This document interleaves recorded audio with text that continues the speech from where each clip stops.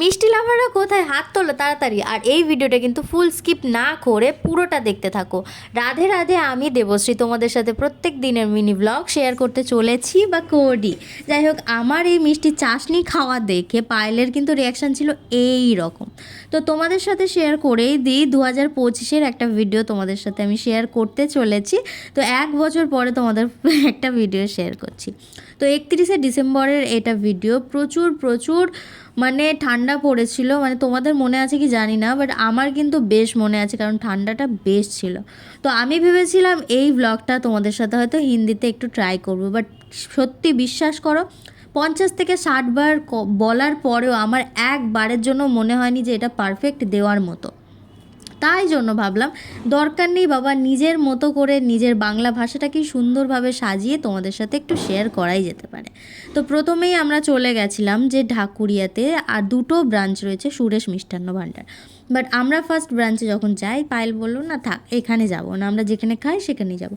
তারপরেই দাদুর সাথে দেখা হয়। দাদু দুপুরবেলা ঠাকুরকে ডিস্টার্ব করছিল, এই ঠান্ডাকালে কোথায় ঠাকুরকে ঘুমাতে দেবে তা নয়, যে ডিস্টার্ব করছিল, নমস্কার করে ওনাকে ডাকছিল দুপুর টাইমে।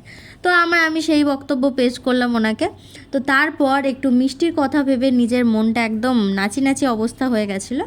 তো তখন আমার এই রকম মনে হয় যে এই বাবা, লোকে কি দেখলো, লোকে কি বলবে, এটা ভেবে আমি আমার ফিলিংসটাকে আটকে রাখি। মানে মিষ্টি খাওয়ার জন্য যে আমার মনটা নাচন কদন করে, সেটা কিন্তু আমার বন্ধ হয়ে যায়। তো তারপর আমরা যখন মিষ্টি সিলেকশানের পথে মানে চলে এসেছি, তখন কিন্তু এখানে একটা বড় একটা ঘটনা ঘটে। তো ঘটনাটা তোমাদের সাথে শেয়ার করছি, অবশ্যই কিন্তু পুরোটা মন দিয়ে শুনবে, তারপরে কমেন্ট করবে, ওকে?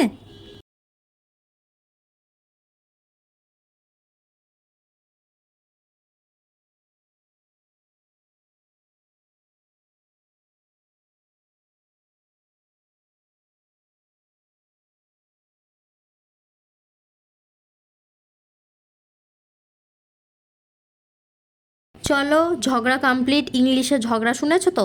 আমি কিন্তু আমার জীবনে ফার্স্ট টাইম শুনেছি। তোমরা কিন্তু কমেন্ট করে জানাও যে কারা কারা এরকম ফার্স্ট টাইম ইংলিশে ঝগড়া শুনলে। ট্রেনে বাসে যারা ডেলি জার্নি করো, বাসে না ট্রেনে, তো তারা এরকম ঝগড়া কম বেশি শুনেই থাকো, বাট ইংলিশে না, বাংলাতে সেটা আলাদা লেভেলের থাকে। তো আমি নামখানা, ক্যানিং, ডায়মন্ড হারবারে তো যাই, সেখানে ইংলিশে ঝগড়া হয় না, সেখানে ঝগড়া হয় আমার চুল কেন গায়ে লাগবে, আমার ব্যাগ কেন গায়ে লাগবে, ওর হাত কেন গায়ে লাগলো, এইসব নিয়ে ঝগড়া হয়। ও আমার গায়ে পাটা কেন তুললো। আচ্ছা বাবা, কেউ কি জেনে বুঝে করে ট্রেনের মধ্যে? ওনার সাথে কি কারোর ঝগড়া থাকে বা কারোর সাথে শত্রুতা থাকে? 5 মিনিটের জন্য আসে ট্রেনের মধ্যে, আবার নেমে যায় পরের স্টেশনে। তার মধ্যে ঝগড়া আলাদা লেভেলে, কেউ কাউকে জুতো বাড়ি মারছে, কেউ কাউকে গালাগাল দিচ্ছে, যা ইচ্ছে তাই। তো চলো, এত কিছু বলে লাভ নেই।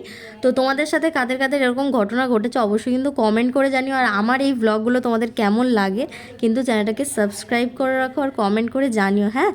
তো আমার কিন্তু একটা মিষ্টিতে একদমই ভালো লাগে না, একটা মিষ্টিতে আমি খেয়ে দিয়ে তা বাড়ি চলে আসবো, এটা তো সম্ভব না। তো আমি যেহেতু বাঙালি, মিষ্টি খেতে ভালোবাসি, আমি পায়েল দুজনেই। তো পায়েল যেহেতু ডায়েট করে, ওকে একটু কম মিষ্টি খাই, কিন্তু আমি ওকে মনে করিয়ে দিই খাওয়ার পরে আমার একটু মিষ্টি মিষ্টি এতই মনটা করে। তো তার জন্য নিজেকে আটকাতে না পারা আমি, ডায়াবেটিস হওয়ার ভয় মাথায় থাকার পরেও কিন্তু আমি মিষ্টি খেতে ভালোবাসি, কারণ আমি মিষ্টি ভালোবাসি এর জন্য। তো তারপরে ও সরভাজা খেয়ে নিল, কারণ ওটাতে মিষ্টি নাকি কম আছে। আমি খেয়েছি, আমার অতটাও ভালো লাগেনি। তা আমি এই বেগ রসগোল্লার মতোই একটা মিষ্টি নিয়েছিলাম, যেটা টেস্ট বেশ ভালো ছিল। তো তারপরে ওয়াও, কি টেস্ট, স্বর্গসুখ পেয়েছিলাম যেন মিষ্টি খেয়ে, এরকম ফিল হচ্ছিল।